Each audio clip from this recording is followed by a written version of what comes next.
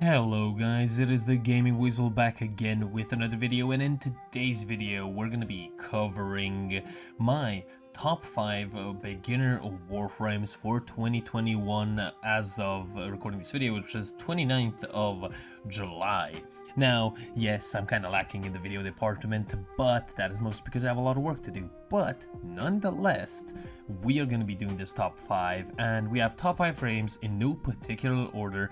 These are just frames that you can get sort of early on in the game and that are really going to be good up until the end of the sword chart, that are going to be good in arbitrations, that are going to be good in the sorties as well. They can be used, of course, inside of Steel Path, but there are, personally, I think, better frames later, maybe down the line, that are better than Steel Path. Now, these videos are recorded in the highest tier of gameplay that you have on the star chart, not including arbitrations and sorties and night waves, so it's going to be a level 44 to 45 level enemies on Mott, which is into Void, except one which is recorded in Steel Path, and it is against Infested. It is going to be Gabby on Ceres. Yes, level 125 enemies. But if you put any of these Warframes up against level 125 Infested, it's going to be pretty easy to do. But number 1, I guess, or the first Warframe, is going to be Ember, which is pretty easily obtainable. She is obtained by fighting General Sargus Rook on Tethys on Saturn, and you have a pretty decent chance of getting her parts from him. So chassis, neuroptics, and blueprint. You have a 38, 38, and then 22 respectively, so for the chassis, neuroptics, and systems, and the blueprint is purchased from the market.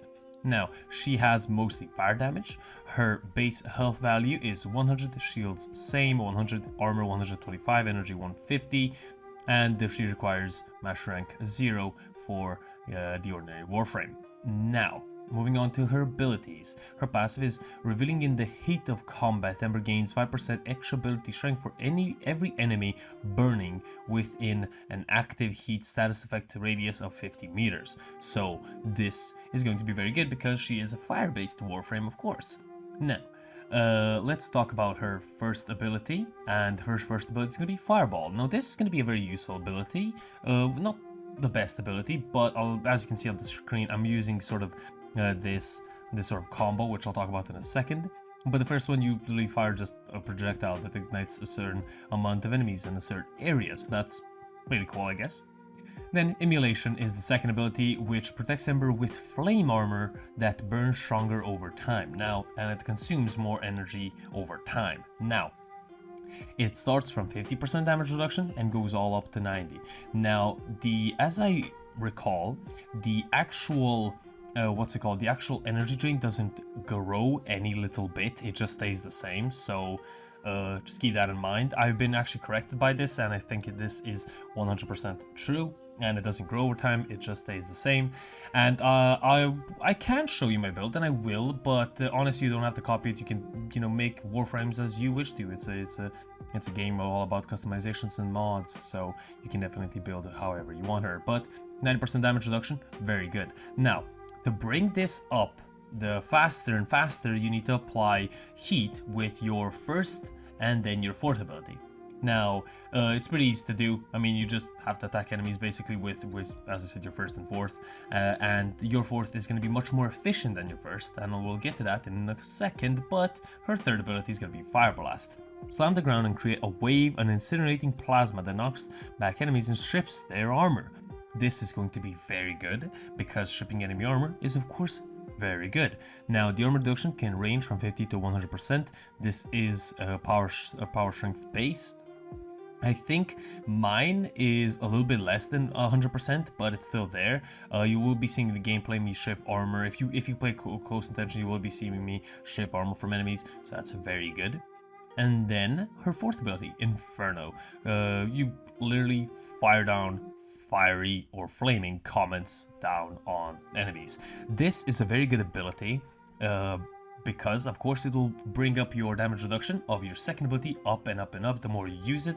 The energy cost is not that hard, but honestly, What can I say? It's not that high, the energy consumption of it. Plus it brings down or I guess brings up the damage reduction, so that's really cool. Now, where's she most useful? Honestly, survival's pretty good. Extermination's very good, especially low-level extermination missions, especially like Lith and Meso relics. Yeah, I usually do my Lith and Meso relics with her because of her fourth ability. You cast it, it doesn't cost a lot of energy, and you kill everything that gets hit by those fireballs. Now, the target radius is dependent on the range, of course, of your fourth ability, and so is the third ability, the Fire Blast one, which reduces enemy armor. Now, honestly, I do have some range mods on her, not the best, but you know, I do have Stretch and Augur Reach, as you saw probably already, if not, maybe now, but yeah. Basically, that's my sort of build. Maybe I would put adaptation as well for those high-level missions, because her health is 740 at maximum with maxed out vitality, which is okay, but it's not that high, so I wouldn't really recommend it. And adaptation and vitality would be a much better choice.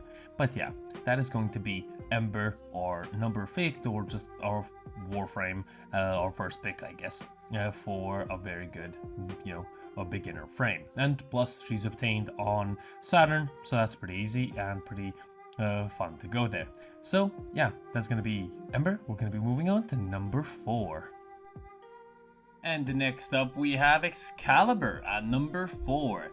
Now, Excalibur is a frame that you can pick up right off of the bat if you pick him, or maybe not, maybe you pick Mag or a Volt. Now, his parts can be gathered up from Lieutenant Leech Krill on War on Mars, and his blueprint is purchasable through the market. Now, the percentages are the same, so the chassis, neuroptics, and systems, you have a 38, and then 22% chance of getting them from Lieutenant Leech Krill, and it'll take you up to 6 to 7 times around that number, maybe even more, to get it. Now, Excalibur is one of the better frames inside the game, in my opinion. He's one of the better beginner frames as well. He is a very fun frame. He's a very useful frame. He is a very good damage dealing frame. You can play him in fast missions as well, such as Capture, Terminate, and some other fast missions as well. And yeah, but nonetheless, moving on to his abilities. His passive is going to be that he has an improved mastery of the blade, receiving 10% attack speed and 10% damage bonuses for melee strikes while wielding the following weapons. So, for the swords, we have the Skana. For dual swords, we have the dual Skana. For the Nikanas, we have the Dragon Nikana. For the rapiers, we have the Treza. And of course, his exalted blade.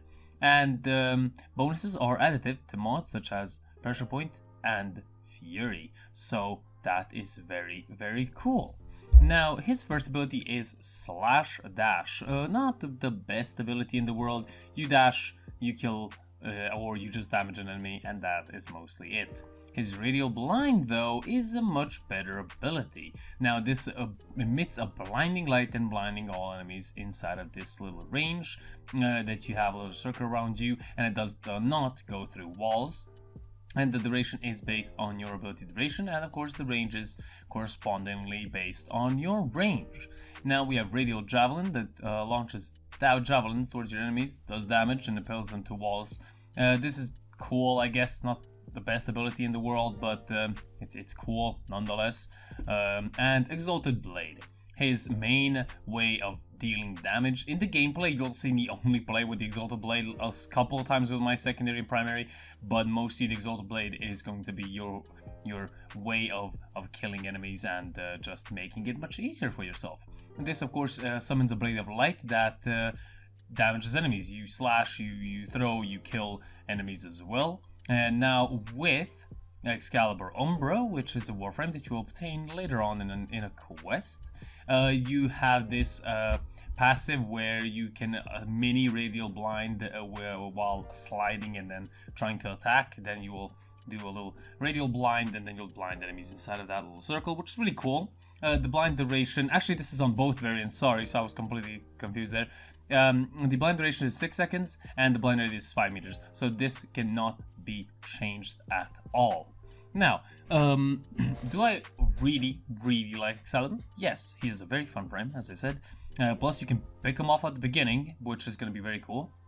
Is he gonna be able to survive all of the I guess enemies inside of the ordinary sword chart and arbitrations and sorties? Yeah, pretty much. But I would recommend that you have a healing return on your exalted blade. It's gonna help you out a lot.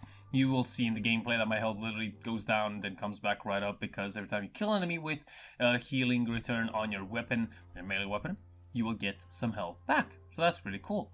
And honestly, he is pretty decent at Steel Path, but I honestly think there are much better Warframes for Steel Path. I'm not saying he's going to be, you know, atrocious in Steel Path and that he's going to die a lot. I'm just saying that you really do need to be careful, and he's a fun frame to use, and you definitely can use him in Steel Path, but you just got to be more careful compared to other Warframes. The build you probably saw already on the screen. You can copy it if you don't want to, you don't need to. It's all a personal preference. And yeah, moving on to number 3.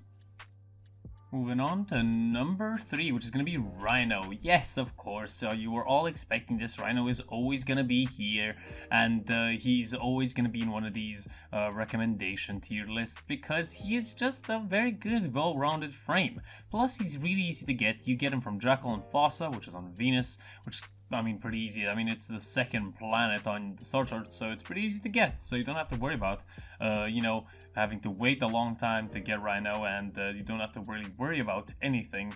It's just really easy to get him. Just go on to Venus, kill Fossa, kill Jackal on Fossa, and there you go. Pretty much, you get him. Now, of course, chances are the same, 38, 38, and 22 for the chassis, inner optics, and systems respectively. His base stats go such as health 100, shields 150, and armor 225. Energy is at 100. I kind of forgot to mention Excal, so I'm gonna quickly do it now. Excalibur has health 100, shields 100, armor 225, and energy 100. There you go. I'm sorry that I forgot it in the last segment. Moving on to Rhino's abilities, and his passive is going to be horror landing. So every time you land from a certain distance or a certain height, I guess, you're going to deal a certain amount of damage on a 6-meter radius and knocking down nearby enemies as well. And this also stacks with heavy impact, which I do not recommend you have on your Warframe, because this passive it's okay. But honestly, I wouldn't really, I guess, use it that much, because I don't think it's that useful. But nonetheless, moving on to Rhino Charge, which is his first ability. It's almost like Slash Dash, but you just charge in a certain direction, you know, maybe knocking down some enemies, which I'm pretty sure you don't, and you do impact damage, so that's really cool. And we have Iron Skin, one of his more useful abilities. Rhino horns himself and gives himself some ferrite armor. And now this value changes on your power strength and your armor multiplier, so that's going to be very good. Also, if you use mods such as Ironclad Charge and then Iron Shrapnel, you can charge this up in multiple ways. You can check it up on YouTube. I don't personally use it because I think it's a pretty big hassle, but you can definitely do it like that. I think I have around 9,000 Iron Skin or Ferrite Armor, which is okay. You don't really need much more, except when you do, especially in Steel Path. This is not going to treat you in Steel Path. If you do not use the Iron Clad and Iron Shrapnel mod, augment mods, you're definitely going to be lacking in Steel Path. But nonetheless, he's a very good frame, and Iron Skin is going to get you through the whole star chart without any issues. Roar, also one great ability, grants all nearby Warframes increased damage for a duration, so that's really cool. Increased damage on everything, so melee weapons, primaries and secondaries. The strength is dependent on, of course, power strength, and it goes up to a maximum of 50, and then duration is 30 seconds, around 30 seconds, and then range, of course, is dependent on range. So this is very cool. The Roar ability is one of the best abilities I honestly think inside of the game. Buffing your weapons is always great, especially by 50%, so you can never be sad about that. You know, you can survive for long with Iron Skin, and then you can even buff yourself to kill the enemies that are trying to kill you even faster. And then Rhino Stomp is his fourth ability, and this does blast damage. It is, I honestly think, mostly useful for, I guess, AoEing enemies. So once you stomp, they go up in the air and stay up in the air for a certain duration of time, and of course the range is also dependent on range, so is duration. And this is going to be very good if you want to crowd control enemies, but I don't focus on Rhino Stomp because I honestly think Roar and Iron Skin are much better.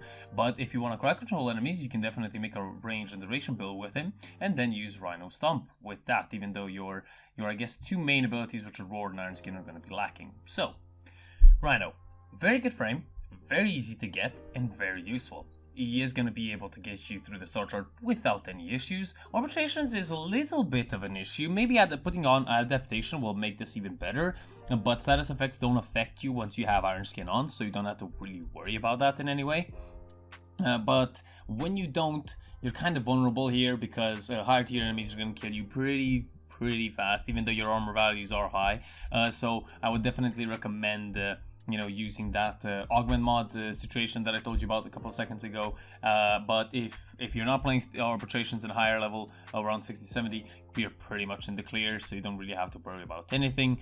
And yeah, pretty cool Warframe. You saw the mods probably a couple of minutes ago or a couple of seconds ago. And yeah, that's mostly it. Rhino, very good and dependable Warframe. And at number 2, we have Gara, of course, and Gara Prime. Now, Gara is a very fun and hard-hitting frame. She has a very fun ability called, well, you're gonna learn in a couple of seconds. But, let's talk about her health, shields, and armor. Her health is going to be 100, her shields is going to be 100, and her armor is going to be 150, and energy base 150. So that's really cool. How do you get her? Well, you get the blueprint by completing Saya's Vigil quest, and Gara's components and her blueprints, of course, are component blueprints. There you go. Finally said it. Is gathered by playing the Plains of Eidolon bounties. So pretty easy to do, not the hardest thing to do in the world, but it's gonna take up some time. But nonetheless, she's a very fun frame to play. She's a very useful frame, and let's go and talk about her abilities. Her passive is that when she stands in a light, so in a light up area, I guess, you blind enemies in a 12-meter radius for 10 seconds and expose them to melee finishes. So this is very nice, actually. I have to say this is one of the better passives in the game. Honestly, I think that a lot of these tile sets do have lit up areas, so it's not that hard to trigger this. But I mean, I honestly don't see that much. But nonetheless, I mean, it's a cool passive. I would say it's a very nice passive. And it kind of goes with the glass aesthetic that she has, so that's really cool. Now, her first ability is going to be Shattered Lash, which she lashes out, so if you press it, you're going to throw a projectile that does puncture damage, and if you hold the first button or the number 1 key, you're then going to do a sweeping motion and doing slash damage. Now, this is very good, it doesn't have a duration, it does have, of course, a 225-degree sweep arc. This cannot be changed, and the blade radius is 0.75 meters. The range can be, I guess, of the actual, whip animation, can be changed by, of course, range mods. And this ability is going to be very useful, and you're going to see in the gameplay me using it a lot for her second ability, which is Splinter Storm. Now, Splinter Storm creates a little barricade around you, or this glass floats around you, and then, it protects you, and you can get up to 70% damage reduction, which is very good. At least 70% says on the wiki. But this duration can be changed as well by of course, duration mods, range as well, but I don't think range is very useful on this ability. You don't really need it that much. And of course, 50% extra absorption, damage absorption by the, miscellaneous ability, or the miscellaneous part of this ability. And moving on to Spectro Rage. I completely use this ability's name. Traps enemies in a circle of mirrors, and then force them to attack themselves. They literally, when the dogs and cats attack themselves in mirrors. So that's sort of that principle of gameplay. And of course, they do damage to themselves depending on their damage, of course, and the mirror damage and your power strength. And also, when the mirrors collapse, they do a certain damage as well. So that's very cool. And Mass Vitrify, which is her fourth ability, this creates a Dome of Glass, which is very good. And then you can use this for defense missions. It can be pretty cool for that. But what you will see me using, you probably already have been for the past couple minutes seeing me use, is for a combination that is combining Massive Vitrify, Splinter Storm, and Shattered Lash. Now, what you will do is cast upon yourself Splinter Storm. Now, if you cast Massive Vitrify, get outside of the actual circle of glass and use Shattered Lash by holding down your 1 key. On it, you will gather more glass and more shards, which will increase your damage per second on Gara. With her Splinter Storm. And you're going to be seeing me walking around next to enemies, literally not even shooting them, just killing them with Splinter Storm. Now, every time you cast Massive Vitrify, the timer of the Splinter Storm resets. So let's say your duration is 22 seconds. Every time you recast it, it's going to go back up to 22 seconds. So basically, one of the best methods actually to deal with her is cast Splinter Storm upon yourself. You can also cast this on defense targets if they're people and if they're just sitting down, and or I guess pods. You can also cast this on allies, which is very good. And so what you will do is cast Splinter Storm, cast Massive Vitrify, exit out of Massive Vitrify, and then cast Shattered Lash, and just redo this over and over and over again. You're gonna gather a lot of damage on your Splinter Storm. Just be careful that it doesn't run out, or you run into a nullifier, because that's gonna be a little bit of an issue and a little bit, rage-inducing, because you gathered up so much damage and then just a nullified it all. So basically, that's what you're gonna do with her. So damage, of course, is very important, and your weapon is important as well. If it has high base damage and base stats, such as, let's say, slash, puncture, and impact, and if you put on some the status mods as well, this is gonna increase that damage as well. And even if you put on a Riven mod with increased, for example, let's say damage, and maybe let's say cold, and then you make a viral, the more damage basically that you have on your main weapon, the more damage you're gonna gather up inside of your Splinter Storm.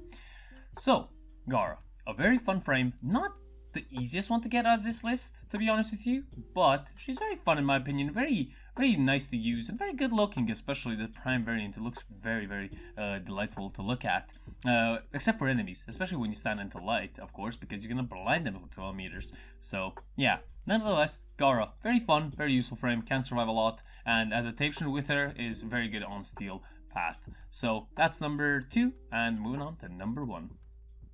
And we are moving on to number 1, which is of course gonna be Wukong and Wukong Prime.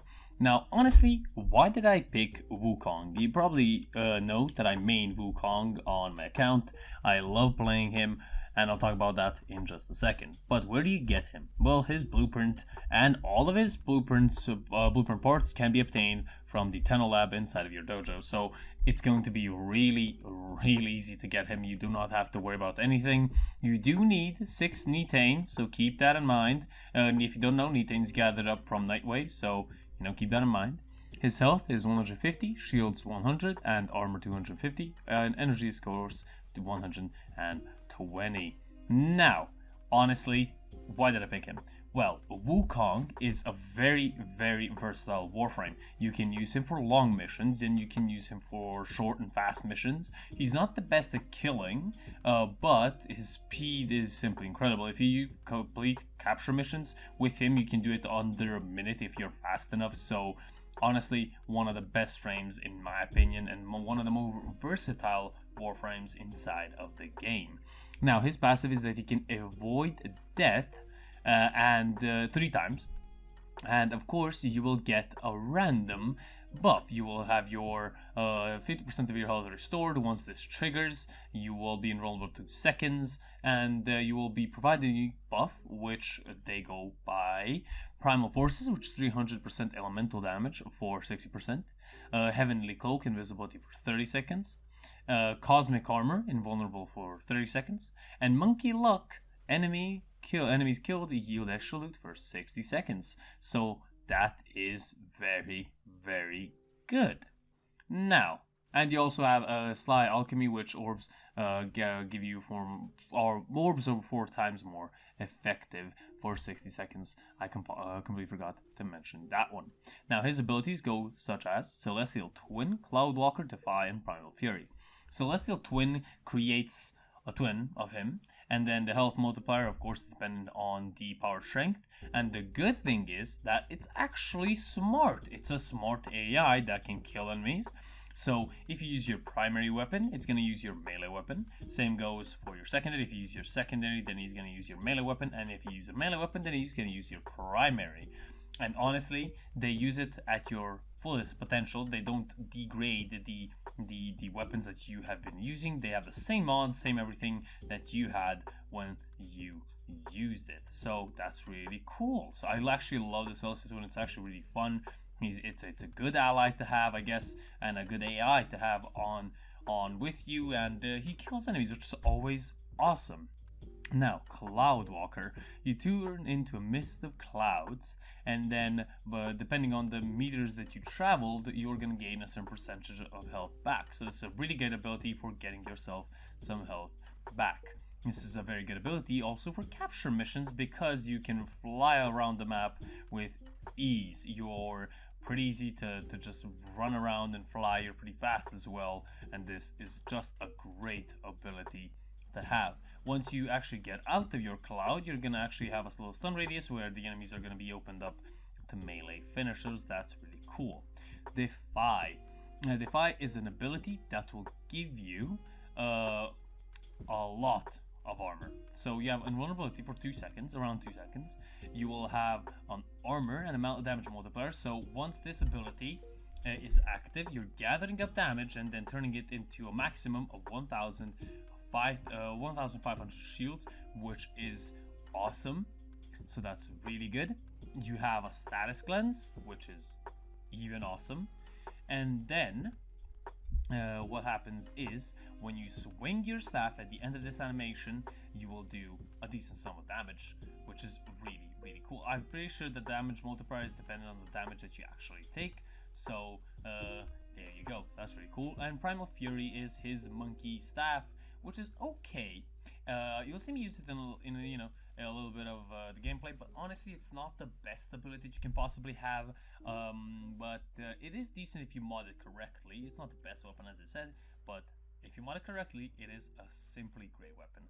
Honestly, Wukong, in my opinion, is one of the most versatile frames, as I said, in the game. He's very fun. He's very useful. Not to his team, but for himself. I mean, he's pretty useful for himself. He's mostly a solo Warframe. If you have a couple of Wukongs in your team and you're doing fisher missions, capture fisher missions, this is going to be just easy peasy lemon squeezy. Maybe even a Volt on your team, which is going to be even better. So, as I said, very versatile frame. So, that is mostly it. I hope you guys enjoyed. If you guys did, leave a like, comment, and subscribe. And, yeah, as I said, no particular order, just 5 frames that I recommend. They're easy to get. They're pretty fast and fast to get as well. And